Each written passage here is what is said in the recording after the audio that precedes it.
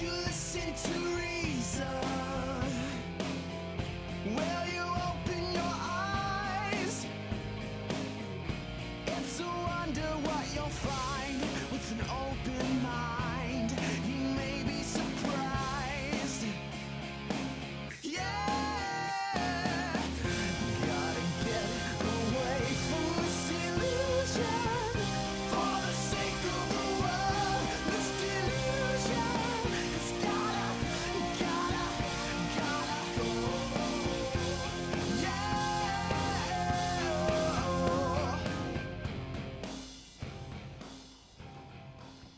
Hey everybody, welcome to the Atheist Experience. We are live. It's November 16th, 2014. I'm Matt Dillahunty. Joining me this week, Martin Wagner. Yellow. Woo, yay. Who was on the news recently?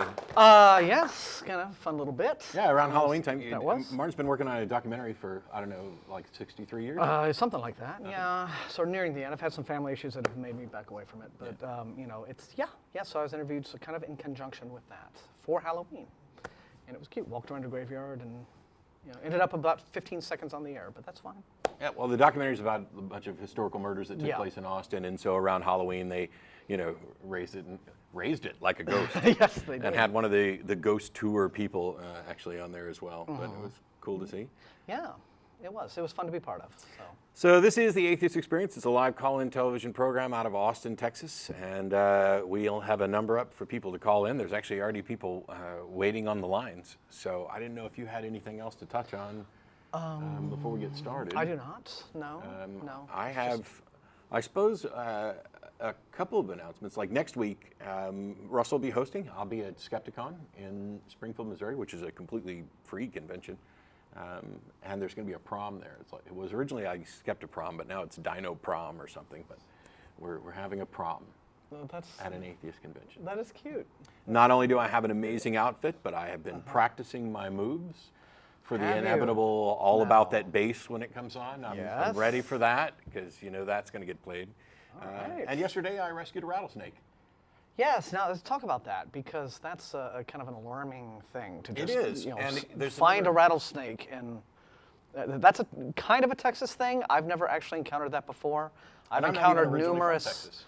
Well, I guess naturalized, you might say. I mean, I've lived here probably most of my life. Yeah. So, and in all that time, I've encountered all kind of harmless grass snakes and that sort of thing. Never in an urban setting, you know, encountered like a full-on rattler. So. Well, I don't know how urban this is. I'm quite glad that you know was something that kind of got passed on to your experience, and I got to bypass that. I have kept and raised snakes for years, and I like snakes. The friend, by the way, is Ashley Perrion, who used to host the show, who's sitting back there. Hooray! Yes, who we get asked about a lot. Ashley, yeah. So if you've been wondering where the hell's Ashley, Ashley's he's here. sitting right there. He's doing He could fine. come over here and take over anytime he wants. Yes. But there was a rattlesnake made it into their garage, and his wife posted about it. I ran out, and they had already moved it to a bucket, but I've relocated it. There's video footage. We'll post that eventually. But I think the only reason I brought it up is because it was something fun. There are people who have said that I look a little bit like Jamie Coots, the snake handling pastor who died from stupidly handling rattlesnakes. And when you see the video footage of what I actually did, you'll understand why I'm not dead or even bitten. Yeah, because I would not go near one of the things. I would I would retreat into the house. I would call animal control. I would say, here's my situation. I'm going to be hiding in the attic. And you guys just come in and take the friggin' snake. You know, yeah, we took all the necessary precautions, and he is happily sitting in a terrarium in my garage. Plotting your death. Well, no, actually, he's become very friendly. Yeah, that's still not going to pull him out and handle him. That is their whole ploy. You see, they smile at you. What'd you expect from me? I'm a rattlesnake, damn it. Yes, they bat those little slitted eyes at you to be all cute and friendly, but deep inside, what they are planning. So we're either going to take him out and release him far from where he's likely to interfere with human peoples, or to a facility that milks to produce antivenom and stuff. And so there are a few of those around, yeah. Isn't there like a snake place in New Braunfels or something? There is. There's a snake farm in New Braunfels, and Ashley knew of a place up in Georgetown where a guy was doing this as well. But anyway, has nothing to do with atheism or the show. It's just, this is the cool thing that Matt did yesterday. Yeah. Well, snakes, you know, Eden religion. They're satanic, this satanic children's big book of activities that the Satanists have been handing out in Florida and really I don't know, pissing people off. The funny thing is when you go through this book, it's nice little wholesome activities. find the differences? I think they are. If you look at it, though, they're playing up probably people's preconceptions of them, because you've got like the little kids in their robes. Yeah. And so I think that they're having maybe sort of taken the piss, but Well, these bullies are mad and afraid of things they don't understand. Help Damien use inclusive language to diffuse the situation. Yes. And you unscramble words like justice. Yes. Although. I think my only objection, which I noted before the show, is the fact that it's called the Satanic Children's Bible, because, as Richard Dawkins and others have pointed out, labeling kids with any religious identity may be a huge mistake. These are children of Catholics, children of Satanists, children of atheists, etc. Whether it's Satanism or Catholicism or being Baptist or whatever, you don't. It just imposing religion upon a child is. What I find really curious, though, is that the messages that are taught don't really have a problem with them. Well, this one's really cute, though. I like this one. What's Cerberus dreaming about? See, there he is.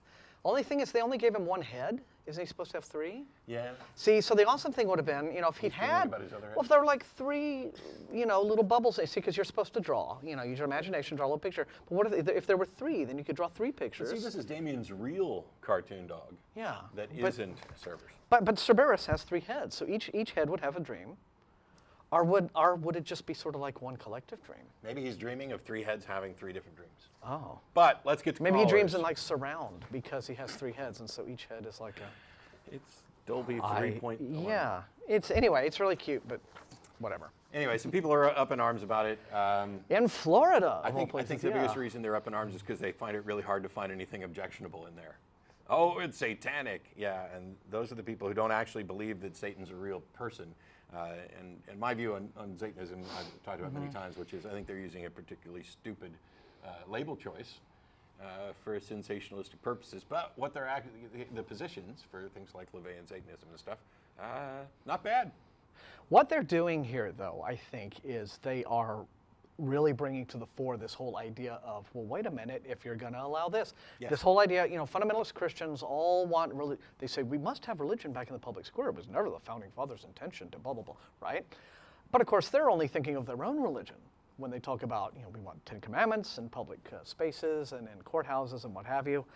But then along comes any religion that isn't theirs, saying, well, we need equal time in this sort of marketplace of ideas. And suddenly, oh, wait a minute, now it's a problem. Now separation of church and state becomes an important thing. Oh, well, yes, we didn't take into account that this Islamic mosque and this satanic church and this other group would want to have, oh dear, what are we going to do? Yeah. So it reminds me of a story we told ages ago Yeah. about a guy who went to Hawaii and there was a prayer before the football game.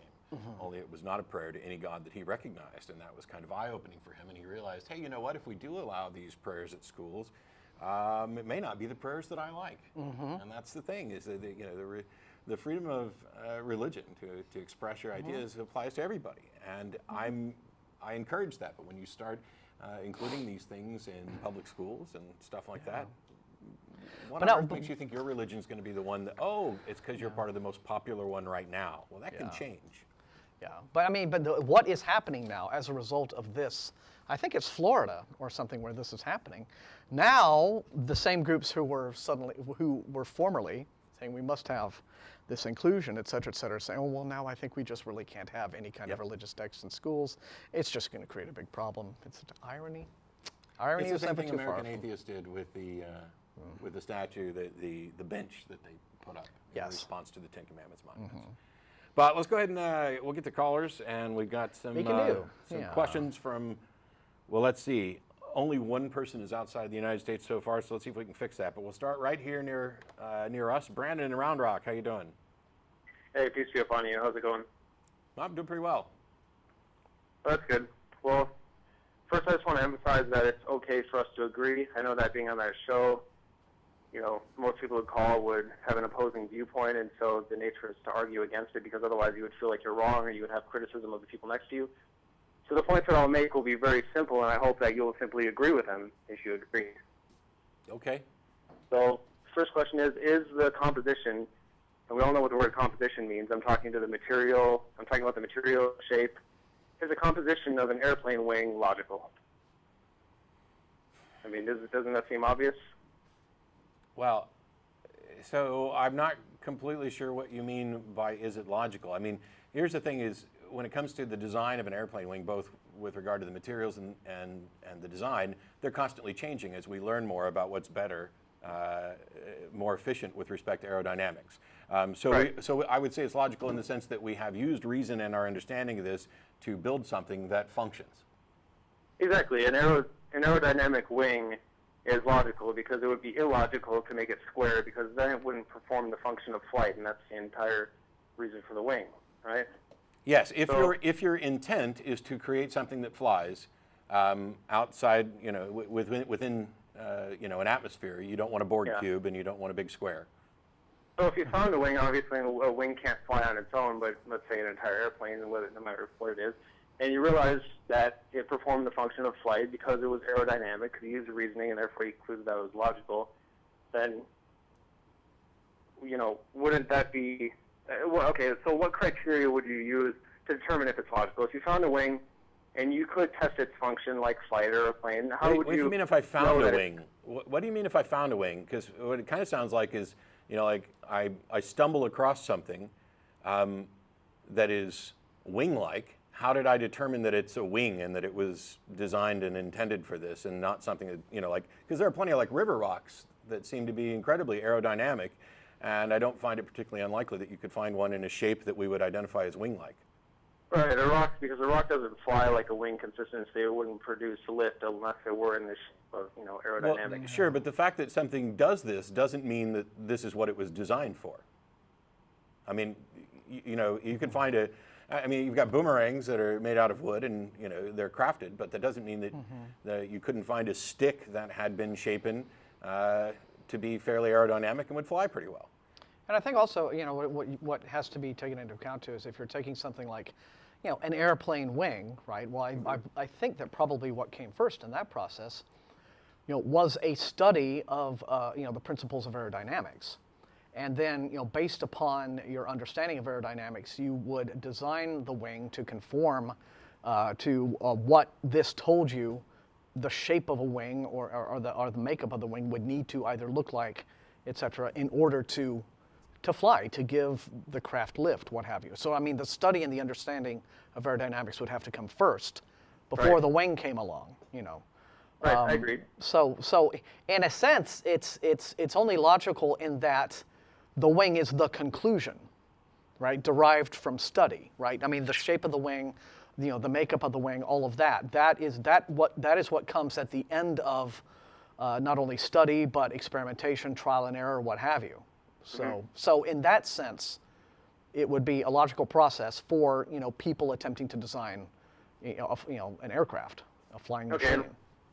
So let's consider two things. One is how effective it is. A wing is very effective at producing lift. You could say, well, yeah, a stick can fly too, but it's not very effective at flying. It couldn't fly consistently. It wouldn't fly if you threw it. Couldn't fly on its own, right? Neither can a wing. Well, I know, but I mean with the entire airplane, what I'm saying is if you put an engine on a stick, it wouldn't fly because it doesn't produce lift. It would have to be a specific logical shape to actually fly. I mean, you could throw it for a second, but I guess you could say long distances. But either way. I understand, Brandon. I mean, you're basically saying that we have designed wings that are efficient at this task of flying. Mm-hmm. Okay. Right. So let's consider multiple functions. So you have flight. You have the consumption of fuel in order to, fuel the engine. And then let's consider one other function. You have the landing gear. So if any part of that were illogical, it would not perform that specific function, like the wheels. They have to be round, otherwise... I think so I'm a little flummoxed by your use of illogical. Right. What we're really talking about here is whether or not something is good at something. Yes, these are logical conclusions. It's probably a better idea to make the wheels round rather than triangular. Right, because otherwise they would perform no function. If they were triangular, they wouldn't roll. Well, they wouldn't roll very well. Yeah, I mean...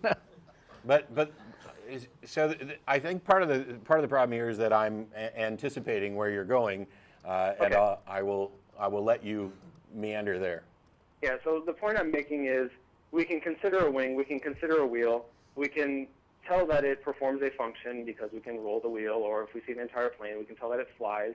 So we can look at the composition and say, well, we study with science, and we say, well, it's aerodynamic, it's shaped a specific way, and it flies very well because of that. Obviously, very well is subjective, but the point is, we can tell that it performs that specific function due to the composition, right? So therefore, we can conclude, well, this composition is logical because if it were illogical, it just wouldn't perform that function, or it would do it horribly, and it would be a stretch of the imagination to say that. The problem is that this entire discussion is question begging on whether or not this is its intended function, because I can design this coffee cup.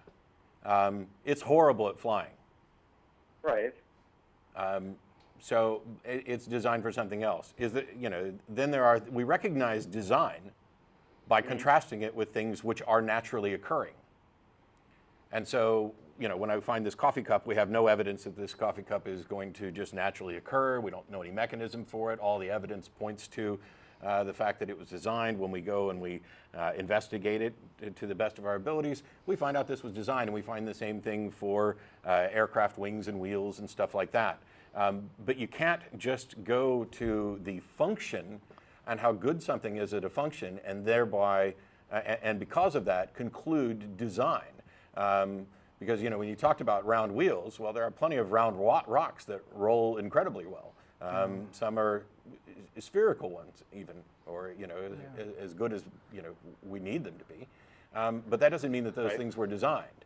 And so when we talk about the difference between something like an airplane wing and something like my arm, one of those, all of the evidence points towards design, and none of the evidence points towards it occurring naturally, or at least that's the current assessment.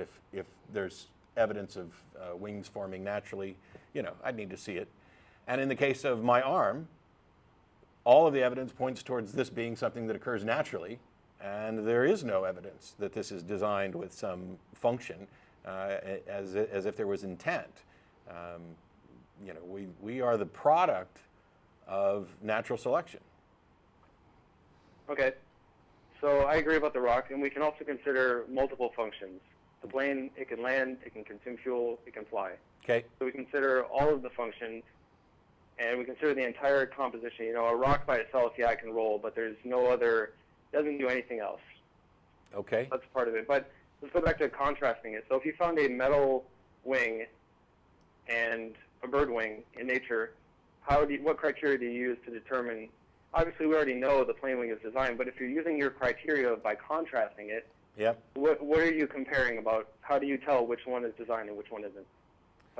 So there are certain hallmarks of design. For example, the metal wing that you talked about is going to be made of materials that don't occur naturally. It's going to be formed in a way that doesn't occur naturally. At least we have no evidence for it.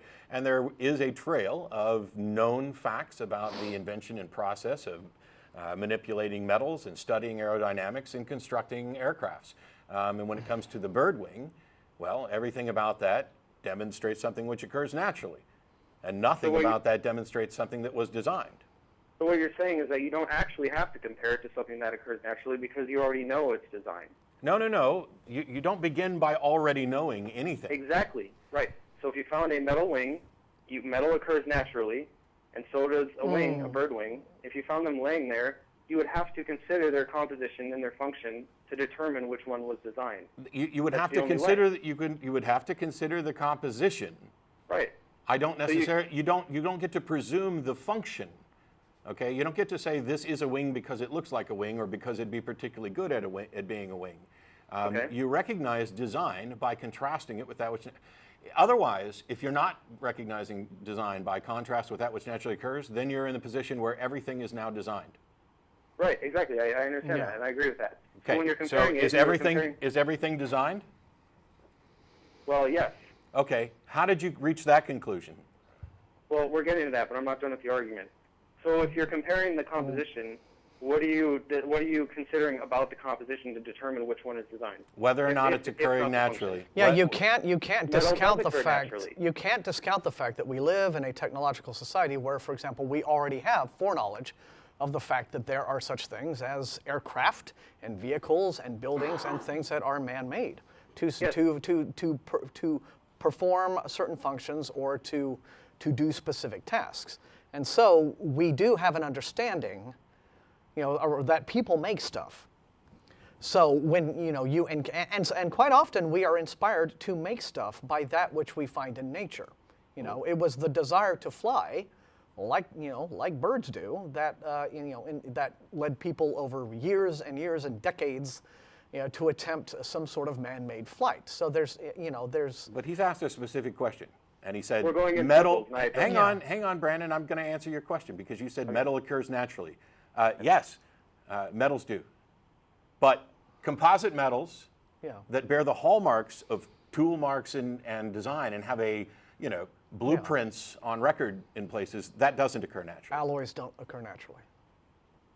Right. So we're going in circles. That's what I said earlier. If you already know the wing... No, I didn't say I already know the wing. I said after investigating the wing and its properties and assessing it with the information that we can verify about it, all of the available evidence points to the conclusion that composite metals do not occur naturally in nature in the manner in which they would show up in a wing.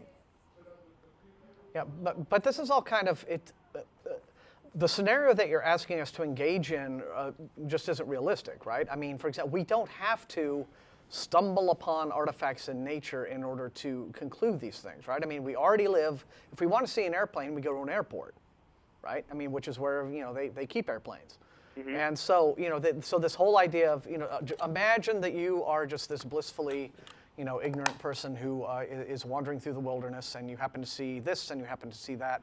It's a thought experiment, but the thing about thought experiments is they don't really map to reality very much. I mean, we need to kind of talk a little bit more realistically about how we know these kinds of things. And we don't know things by stumbling upon them in nature and sort of brute force drawing conclusions based upon just thinking about, well, here's a shape and there's a shape and this shape looks like this other shape. That isn't really how we do that. Isn't really how we kind of understand things. So. Well, because I'm asking you what criteria we can use to determine deliberate design, and what you're saying I've already told you. Yeah. No, what you're saying is that we can compare it, but you are saying that anything biological is therefore not designed because that is quote-unquote naturally occurring, whereas anything metal is designed if we have knowledge of it. No. Okay.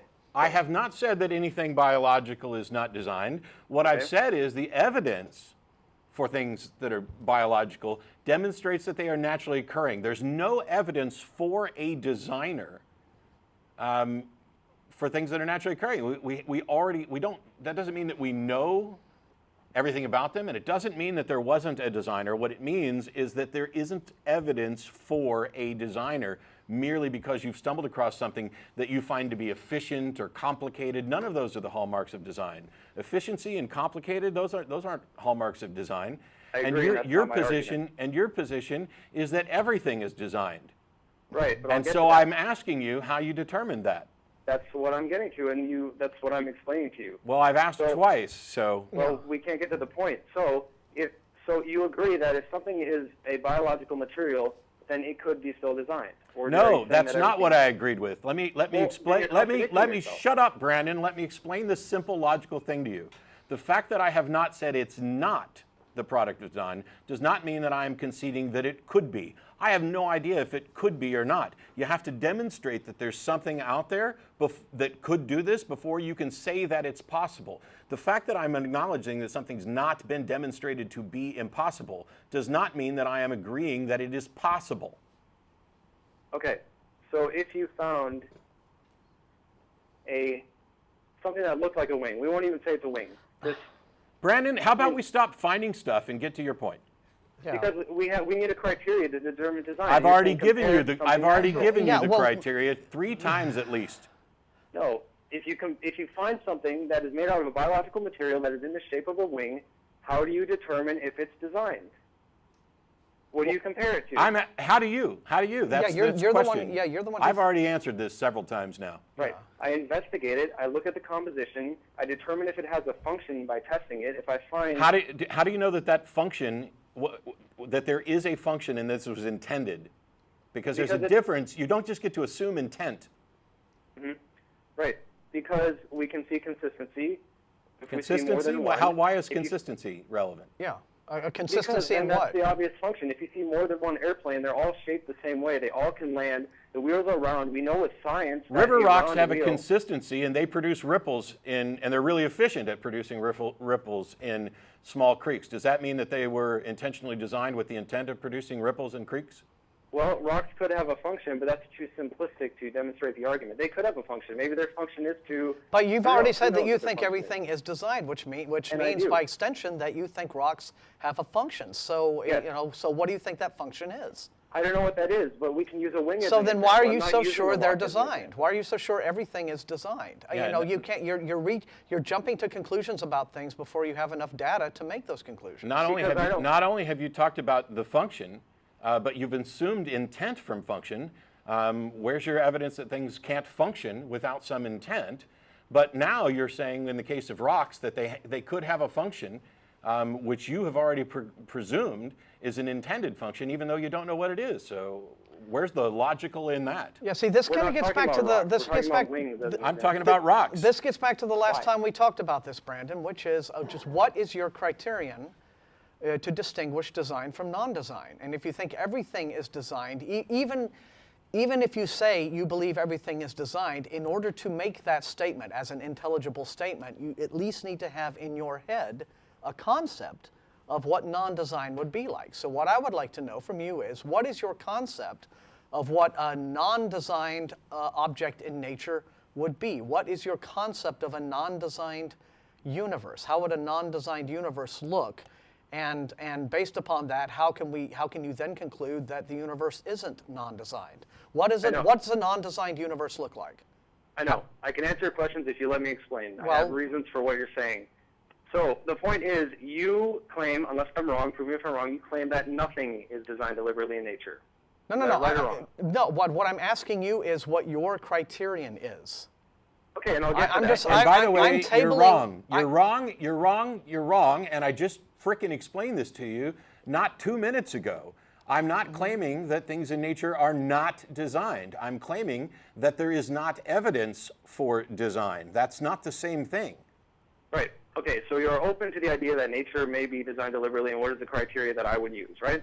I am open to anything provided someone defines it and Right. explains it and then provides evidence for it. Okay, so let me finish without interrupting me. You find I tell you multiple- what, you get snarky see, like you that know, let me again and I will finish. interrupt your ass permanently. But go ahead You and know, continue. even though you're rude and you tell me to shut up, I still let you speak. So You know if what? find You don't have a multiple choice, birds- Brandon. You don't have a choice about whether or not you let me speak on my show. You got that? I know you rage quit on me last time and hung up, but maybe this will be beneficial for the viewers, even if you don't, wanna Brandon, consider- answer hang the on, question. hang What on. is your criterion? How do you distinguish Let him design answer. from non-design? Let him answer. What's a non-designed Let him universe answer. look like? If you find multiple birds, you see consistency.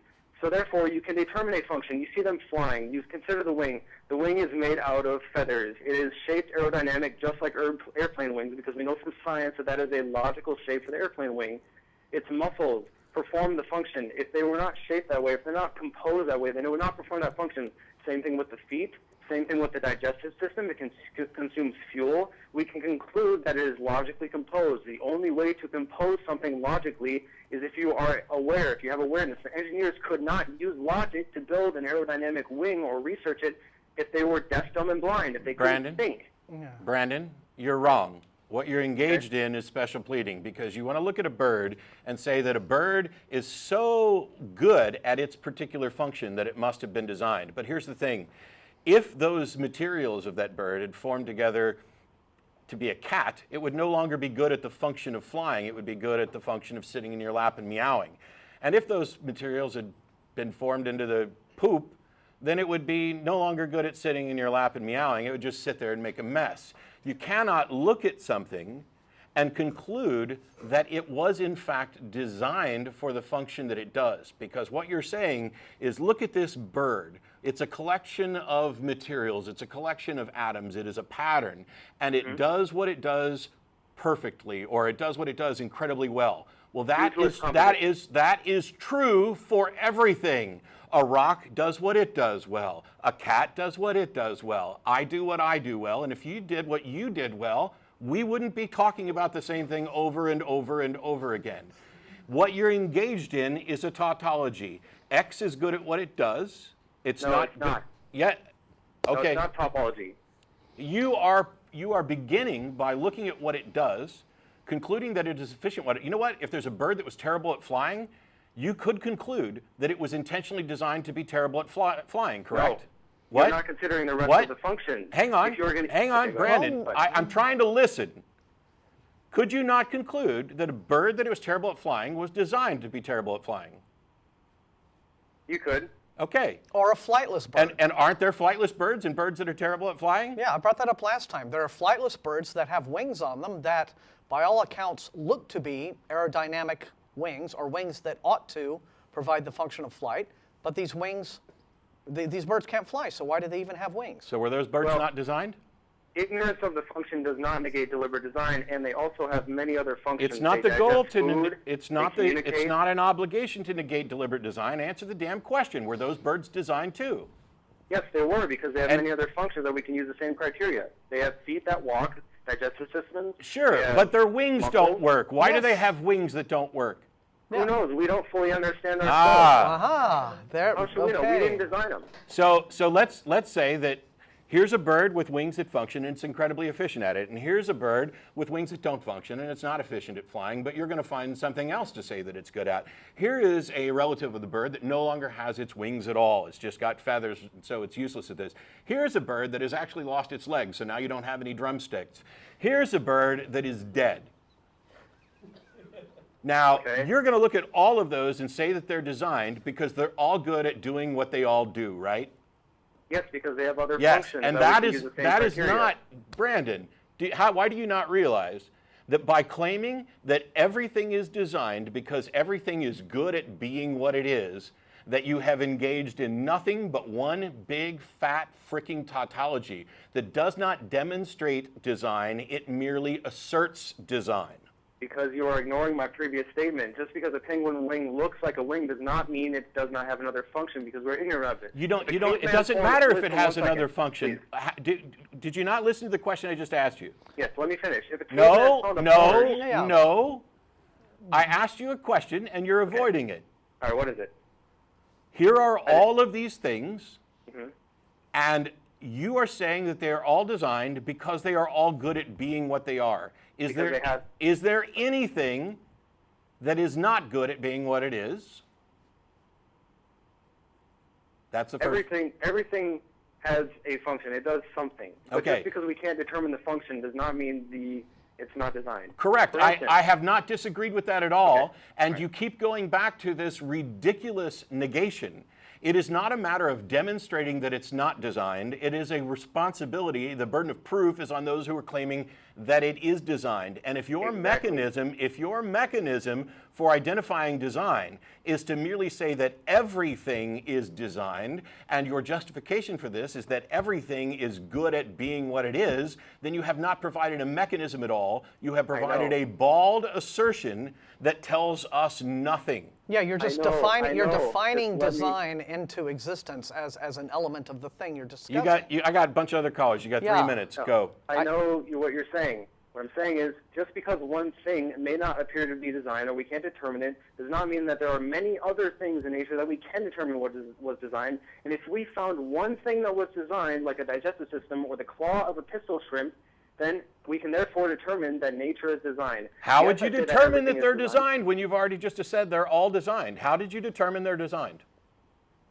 Well, because I don't have to know that even though I claim that everything is designed, we don't have to know that everything is, because you believe that nothing, okay, maybe you don't, but most people assert that nothing in nature is designed. No, most If we can people don't determine assert a that. Why don't you bird quit pulling or a wing- statistics out of your ass and answer the question? How did you determine that they're designed? Because we see multiple birds with consistent wings. We know an airplane wing is dynamic, therefore we can conclude that a bird wing, because So it's you're working I from see the multiple fact that piles. airplane I has see flight multiple because it has piles of light poop, feathers. and they all look the same. Does that mean the poop was designed? No, poop doesn't do anything. I'm talking Fine. about a Goodbye. bird There's wing. your All right, there, contradiction. yeah, that's it. Poop doesn't do anything. Have you never looked into fertilizer, young man? Yes. Poop doesn't do anything. Poop is miraculous. We take stuff in, we process what we need out, and we excrete this waste product, which is yucky to us, but it has millions of uses. you need to look into whether or not poop is designed. Yeah, I tell you. And it will be just as obvious as what you just said. Yes, and some religion somewhere has a god of poop. Hey, Billy in Washington, D.C., thanks for waiting. Hey, how you doing, guys? I just want to say I love the show. You guys do an amazing job at speaking with callers. We tend to go in circles sometimes, as you might have just seen. Yeah, no, but really, you guys are like sharp as a butcher's knife. I love the way you guys debate over the topics. But my question is, in regards to years, that time, you know, how years are constructed, but like for us 400 AD and BC, like if these events never happened, what are those years referencing exactly? Oh, see, okay, so first of all, it doesn't matter whether the events actually happened or not. That's completely irrelevant to the dating system, because the dating system that we're currently using came about much, much later.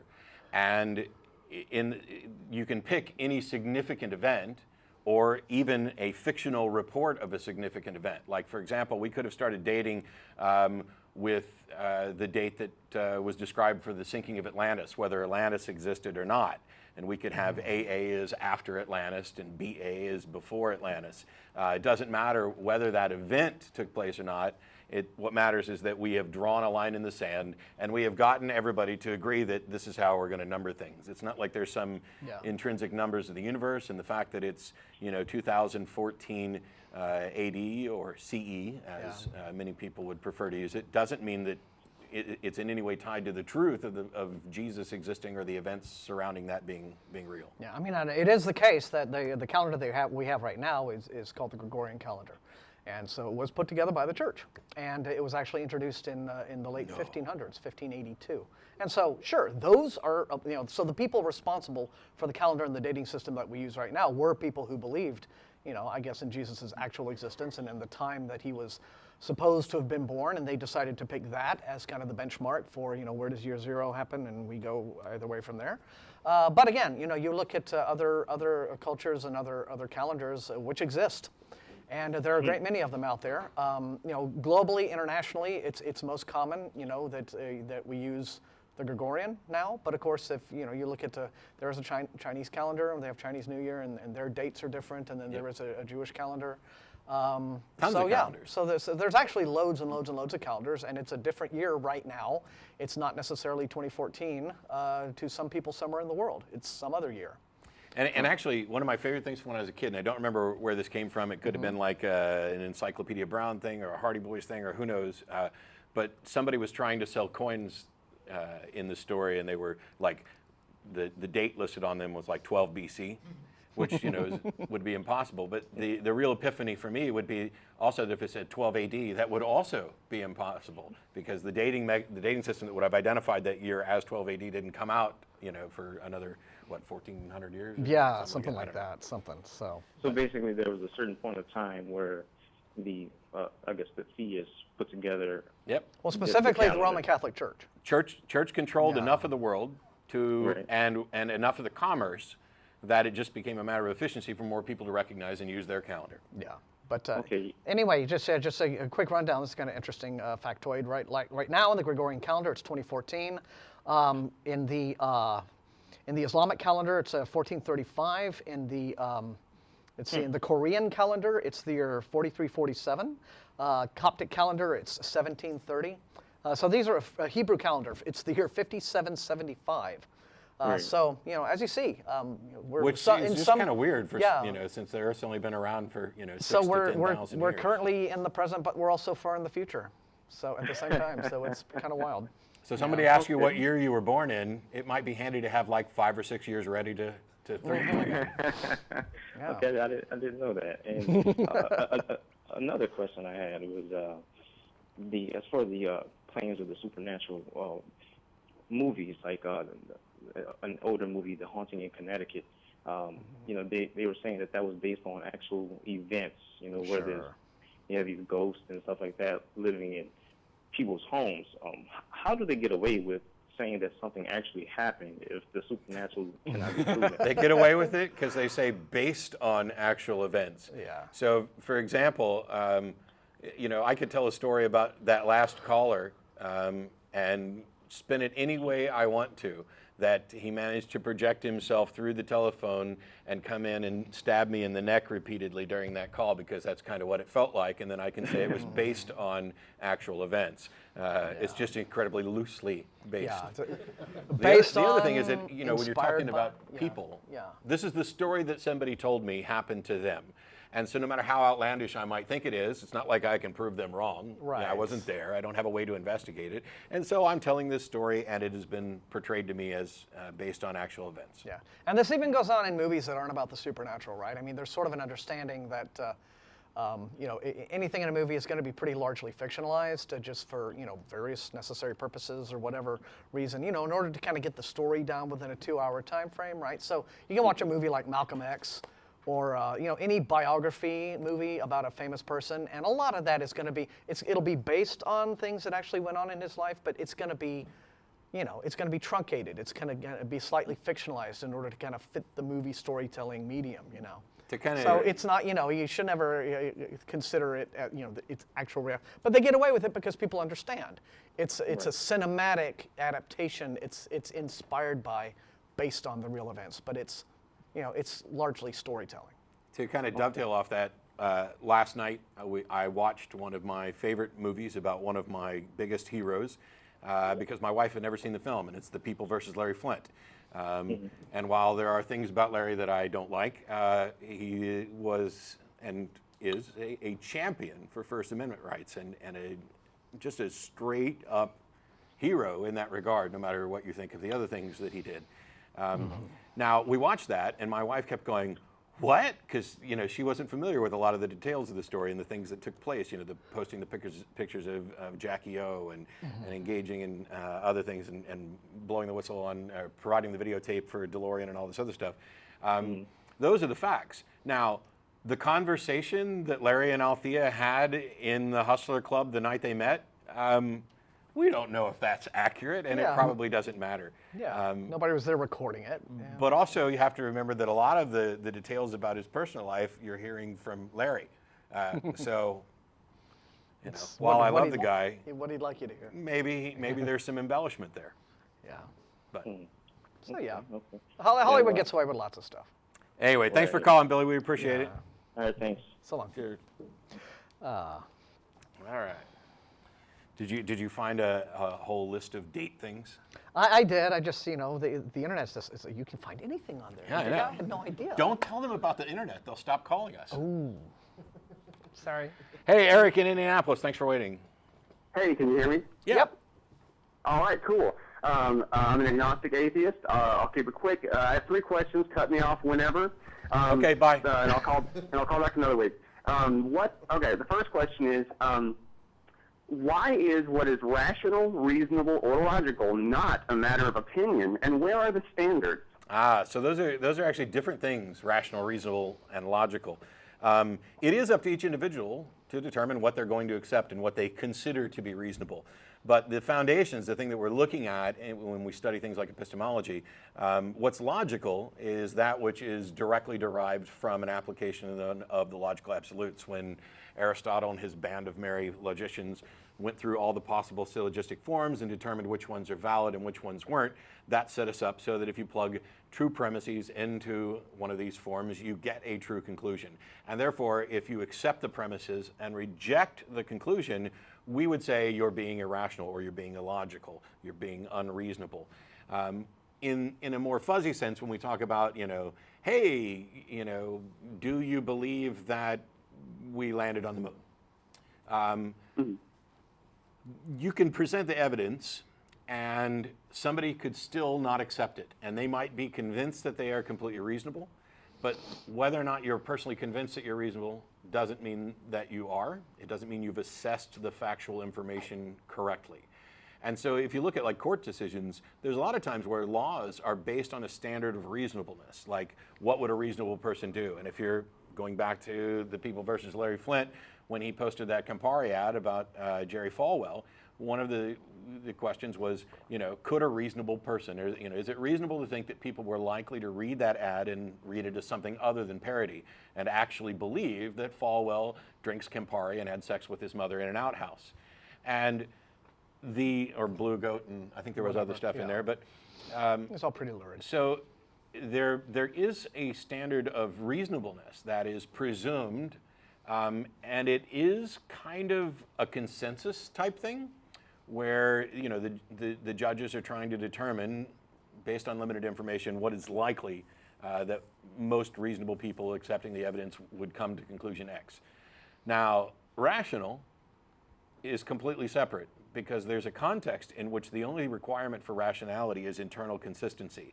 And so someone could have a model of Christianity that was internally consistent, or a model of any religion, and therefore they would be able to say it was rational. It's kind of like if you imagine you're watching your favorite sci-fi show, that stuff doesn't map to reality, but as long as they don't break the rules of their show, you can kind of go along with it. And it's as soon as they break the rules of their own show, that you go, oh no, what they did is wrong, that's irrational. And you're talking about, a transporter accident on Star Trek. That couldn't happen. Well, yeah, because so far we don't think anything like that is possible.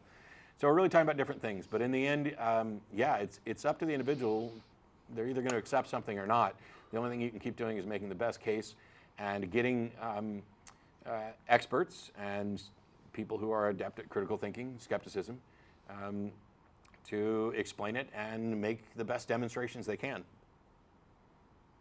Very cool, very cool. Can I ask the next one? Sure. Okay, now, so what if I say to a theist, I'm saying, hey, you haven't convinced me, where are you going to?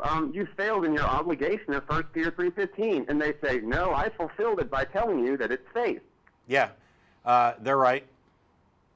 Because technically what the verse says is be prepared at all times to give the reason for the faith that's within you.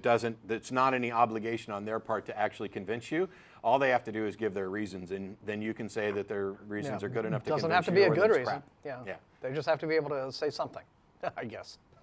Okay, very cool. Yeah. On the other hand, while I got where I am in part because of 1 Peter 3:15, and I really appreciate the apologists who actually take it seriously. Within Christendom, there's also this idea that it's not individuals who, for example, are leading people to Jesus. They're sharing information, and in some contexts, it's the Holy Spirit that does the work. And also, if someone's not comfortable sharing, they may be falling down on their obligation under 1 Peter 3:15, and that may be completely irrelevant to whether or not what they believe is reasonable or rational. Very cool, very cool. Can I ask a last question? Sure. Why not? But then we got to. Okay. Now, actually, I'll ask this one instead. I have a billion, but okay. Matt, in the past, you have said like YouTube clips or whatever. Someone said, "What do you think? You're some kind of genius or something?" And you said, "Yes, actually, but that has nothing to do with my atheism." Sure. How did you come to? I believe you. Both of you guys, actually, if you were both to make that claim. Martin, also awesome. How did you come to that determination that you actually are a genius? Because wow. I'm going to demonstrate that I'm not by even bothering to answer this question. So there's a standard definition. There's a number of definitions of what qualifies one as genius. And under some of them, like IQ score, I probably qualify. On others, as far as like what you've done with your life and are you creative, and because there's people who might not score well on an IQ test and just do amazing things, I probably wouldn't qualify. It depends. I don't find the label to be particularly useful at all. Just like I don't find IQ scores and stuff to be particularly telling of anything. IQ scores are good at telling you how good somebody is at taking an IQ test, which is not an original quote to me. Somebody related to me just the other day. I think the reason I would answer like that is because what they're doing when they say this, do you think you're some kind of a genius? They're kind of making an appeal to intellect or appeal to the authority of intellect.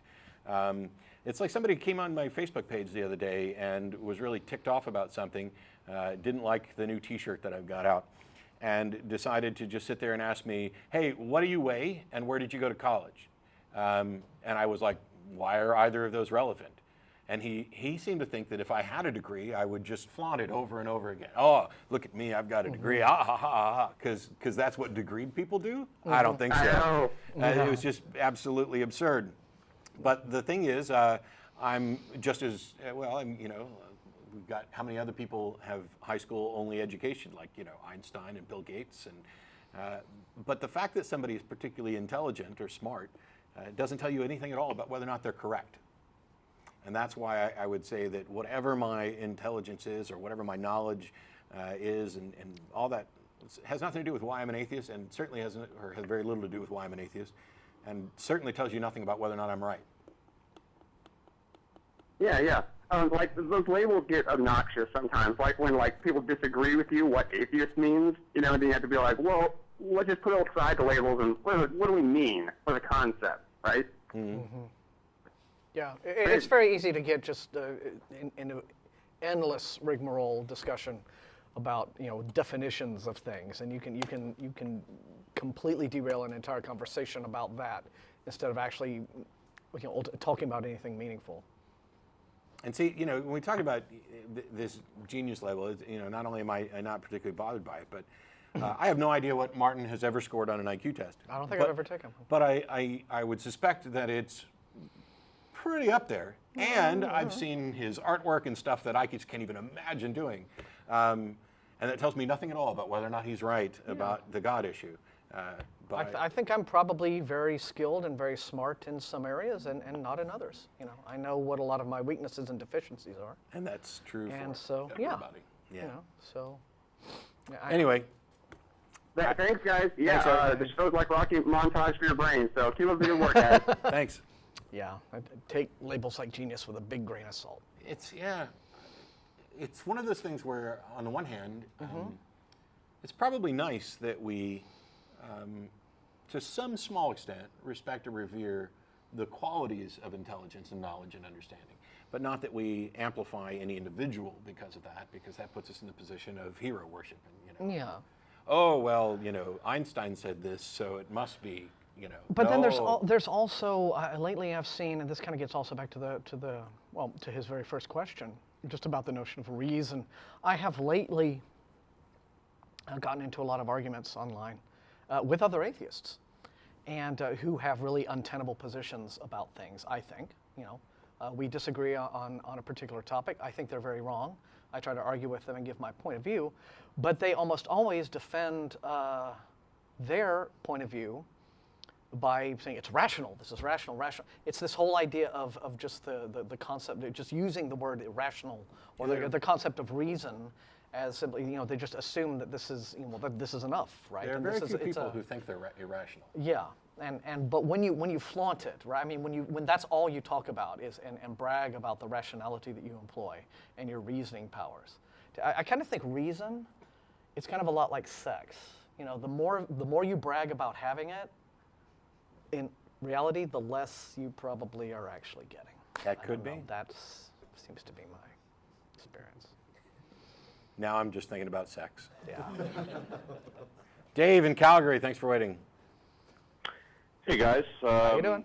So, hi. I don't know if you remember, Matt. I talked to you a couple weeks ago. I've been having trouble getting on the show, and then you accidentally hung up on me beginning of that one show. And yeah, now there's like 4 minutes left. It's okay. You'll get the rest of the show. That's so go for it. That's exactly why I'm bringing this up, because there's only about 4 minutes left, and I'm not going to get all my topics in now. Sorry. You know what? In the 4 minutes, I'll call in again next week if I have time, and we can talk some more about my thoughts on this stuff. But in the 4 minutes I have, I don't want to get too deep. I'd rather actually just say thanks for what you guys are doing, because it's kind of therapy. And my backstory is that as I grew up in Canada, my mom was, and her parents were very religious, and at a young age, I didn't really believe in what they were saying and what the church was doing, and I didn't really want to go. And my mom had threatened to kick me out of the house at 12 years old if I didn't go to the church. And since that age, sorry? That's harsh. At 12? Yeah, Wow. At 12 years old, I was threatened to get kicked out of the the house. But anyway, yeah. Yeah. So since then, the whole religious thing has just been a bane in the existence of my entire family, especially between my mom and myself, and it's really broken up the family. And this is one of the reasons why I'm I guess so passionate about this whole topic. Mm-hmm. And then with watching what's been going on with the Catholic Church and all the atrocities that happen there, and then what's going on in the Middle East with ISIS and what's happening there. It's just I've been taking more of a stand recently with this whole thing, and I find you guys to be an inspiration. But I also own my own company, and I admire the amount of time and energy that has to be put into researching this stuff. Hey, Dave. Like you guys, yeah, sorry. I appreciate all this, but in the last couple minutes of the show, I'd really rather not sit here and talk about how awesome we are. So, I mean, we appreciate that. I mean, if you've got some kind of question we can address before the show's over. That's what I was saying, is that there's just not enough time to address any of the questions that I have. So I just want to let you guys know that I appreciate what you guys are doing. And I'll say that, just based on what you've just said, I have seen far too many cases, particularly with very close friends of mine, where religion has just ruptured a family. And that to me that is one of the great tragedies. That these beliefs can turn people against their own flesh and blood. Who would threaten to throw a 12-year-old child out into the world, rudderless and aimless and out on their own, simply for not believing, a particular set of scriptures, or it infuriates me. I just see red when I hear that. It's like, how could you do that, to your own kid, to someone that you brought into the world? The way in which just beliefs, this religion has such power over people, and it becomes so much more important than your own, than your own loved ones to you. I'll never understand it, and it breaks my heart every time I hear it. But I hear it far more often than stories about, Jesus brought our family together in love and harmony and peace. Never hear, or very rarely hear stories like that. But I always hear the stories about. That's because you're not in church. My mom won't talk to me, and I guess not. Yeah, I know. I'm out of the bubble, and I hear what goes on in reality. It's well, Matt, sorry to interrupt here, and I don't know how much time you guys have, but 15 seconds. I understand you were saying that you'd like to get to a question here, but I think that the point of the show is that people need to hear stories like this, because if you're trying to, educate people on what kind of power religion, imposes over people or kids like myself, and the stories that happen. Yep. I hope that people are listening to this and through the format of your show, because this is important for people to hear that it destroys things. I absolutely agree, and we're out of time. I'll tell you what the one problem with that is that most of the Christians who hear that say, well, that's nothing like me. That's nothing like my religion. I would never kick my kid out and stuff like that. They think it's something else. Thanks, everybody, for calling in. Appreciate the call, man. Thank you. Studio audience Thanks, and everybody at home. Big audience today. Good There's crowd. all the people who make the show happen. Yes. And tune in next week for Russell, and I forgot who else was on, but they'll be here. Yes, indeed. Bye. Thank you, audience. Thank you, crowd.